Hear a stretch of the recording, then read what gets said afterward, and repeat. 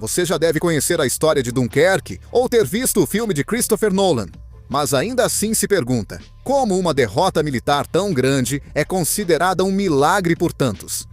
Antes da Batalha de Dunkerque, os aliados perdiam para os nazistas. Após a queda da Polônia, Grã-Bretanha e França hesitavam em enfrentar os alemães diretamente. Isso resultou em meses de guerra de mentira. Cerca de 400 mil soldados da Força Expedicionária Britânica, muito menos do necessário, estavam na Bélgica para ajudar a repelir os alemães. O problema era que os comandantes aliados eram antiquados, presos a ideias antigas de guerra e sempre discutiam sobre o próximo passo. Eles erraram ao presumir que os alemães atacariam pela linha Maginot. Os nazistas invadiram a Bélgica pela Floresta das Ardenas com uma blitzkrieg, como a conhecemos hoje, que os aliados mais uma vez julgaram, erroneamente, impossível para os tanques atravessarem. Foi uma estratégia de alto risco. Os blindados alemães poderiam ficar presos na floresta, mas Hitler adorou. Os aliados cometeram um grande erro ao não posicionar reservas atrás das linhas de frente, informação que Winston Churchill só soube depois. Ao descobrir, a situação já era desesperadora. As forças britânicas tiveram que lutar para voltar a Dunkerque e resistir até a chegada do resgate pelo mar.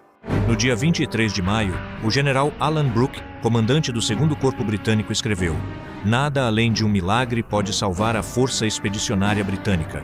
A imprensa britânica, ao retratar Dunkerque como uma fuga milagrosa, fruto da coragem de seu exército, ignorou um fator importante que contribuiu para o feito. A única razão pela qual os aliados tiveram tempo para realizar a enorme evacuação foi porque os alemães interromperam seu avanço sobre Dunkerque em 22 de maio. Considerada um dos maiores erros da Segunda Guerra Mundial, essa decisão foi ordenada pelo próprio Hitler. E Hitler disse: "Sabe bem, eu sou o chefe. Eu tomo a decisão." Porque o Führer ordenou uma parada naquele momento intriga historiadores. Uma teoria sugere que ele tinha certa simpatia pelos aliados, ou pelo menos pelos britânicos. Segundo Louis Kilster em O Traidor de Hitler, o general Hans Jelinek disse que Hitler via ingleses e alemães como almas afins. Que no fundo, e estamos falando de Adolf Hitler aqui, ele não queria humilhar os britânicos e ressentia-se de Churchill por não valorizar sua moderação. Conhecendo Adolf Hitler, isso parece improvável. Felizmente, os nazistas documentaram tudo, e muitos papéis sobreviventes questionam a teoria de que Hitler amava os ingleses. Outros disseram que Adolf Hitler, pouco perspicaz militarmente, ficou paranoico com a sequência de sucessos militares da Alemanha. Extremamente supersticioso, ele temia perder a sorte. Hermann Göring usou a paranoia de Adolf Hitler para convencê-lo a conter o exército. Para Göring, isso permitiu que a Luftwaffe ficasse com toda a glória. Outra teoria sugere que um contra-ataque aliado, mesmo destinado ao fracasso, impactou psicologicamente Hitler e seus comandantes, levando-os a reprimir a resistência que encontraram no caminho para Dunkerque. Com os aliados recuando para Dunkerque, a resistência britânica aos nazistas parecia incerta.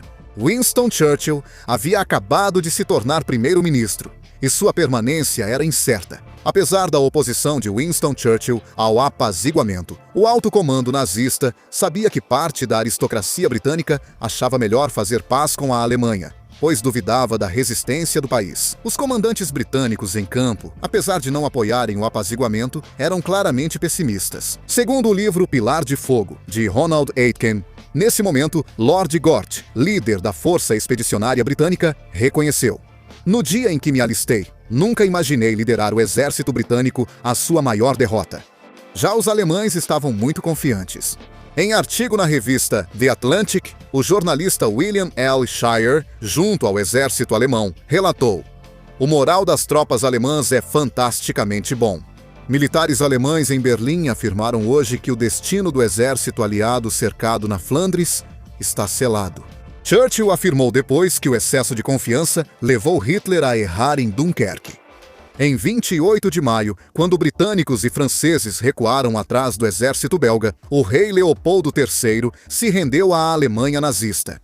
Leopoldo já havia avisado que se renderia se a situação da Bélgica fosse desesperadora. Então, não surpreendeu os aliados com sua decisão. Ainda assim, o momento da decisão chocou os aliados. Mesmo antes de sua rendição, Leopoldo já frustrava os aliados. Ele e seus comandantes erravam tanto nas comunicações que os aliados nunca sabiam o que esperar. As tensões com a França foram tão graves que o governo francês grampeou os telefones da embaixada belga para monitorar a situação. Mesmo assim, até a rendição, o exército de Leopoldo lutou bravamente contra os nazistas. Sobre Leopoldo, nem tudo foi perdoado após a guerra. Britânicos e franceses continuaram ressentidos, e ele permaneceu afastado da família real britânica pelo resto da vida. O general Erwin Rommel, líder da 7ª Divisão Panzer na Batalha de Dunkerque, foi surpreendido pela resistência britânica. As forças britânicas tinham poucos tanques, e raros resistiam à artilharia alemã. Rommel ficou furioso e talvez envergonhado por ter sido enganado pelos britânicos. Então, ajudou a convencer o marechal de campo Gerd von Rundstedt a desviar as divisões Panzer para enfrentar os contra-ataques aliados, ao invés de avançar para Dunkerque. Grande erro. Essa foi só uma das decisões estranhas dos alemães em escala menor, que tiveram consequências sérias. Segundo Julian Thompson, em Dunkirk Retreat to Victory, a 44ª Divisão Britânica acabou praticamente tendo de voltar a Dunkerque a pé, o que daria aos tanques e tropas motorizadas alemãs chance de cortá-los, mas por algum motivo isso não ocorreu. Mesmo em desvantagem de poder de fogo, os britânicos aproveitaram a hesitação alemã para causar danos ao inimigo. Após a Batalha de Dunkerque, como últimos aliados de pé, é natural que a imprensa britânica destacasse sua valentia. As forças francesas foram essenciais para proteger a costa, mas sua importância ainda é subestimada. Também há o mito de que os britânicos abandonaram os franceses em Dunkerque, o que não ocorreu. Não, só inglês. Esse é o ponto. Cerca de 140 mil soldados franceses foram resgatados na evacuação. Essa narrativa falsa surgiu em parte pela falta de comunicação durante a batalha. Segundo os arquivos nacionais, os comandantes britânicos acreditavam que, ao decidirem pela retirada, seriam resgatados por navios britânicos e os franceses pelos seus próprios navios. Você tem seus problemas. Este é britânico.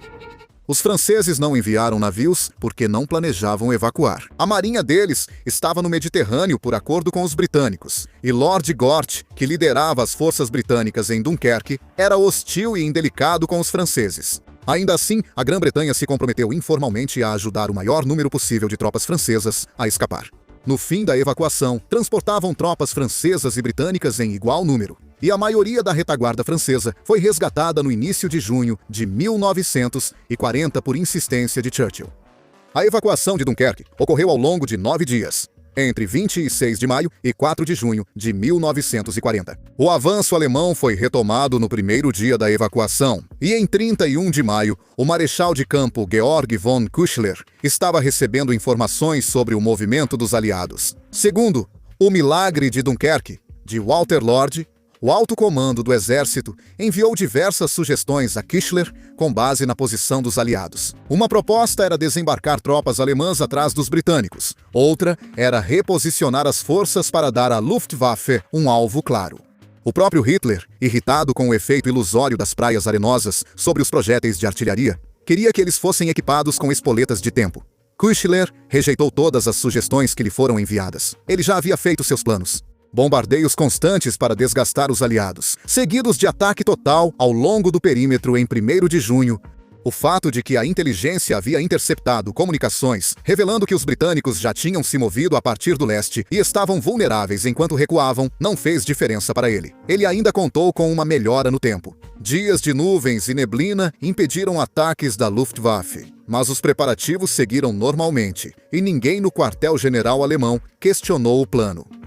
Enquanto britânicos e franceses fugiam de Dunkerque para continuar a luta, parte do governo britânico queria encerrar a guerra imediatamente. A paz com a Alemanha era um tema ativamente discutido dentro do gabinete de guerra, apesar da recusa de Churchill em considerar essa possibilidade. Entre os que defendiam uma paz negociada estava Edward Wood, conhecido como Lord Halifax. Halifax viu os esforços de Neville Chamberlain fracassarem. E apesar de não simpatizar com os nazistas, acreditava que a vitória dos aliados era impossível.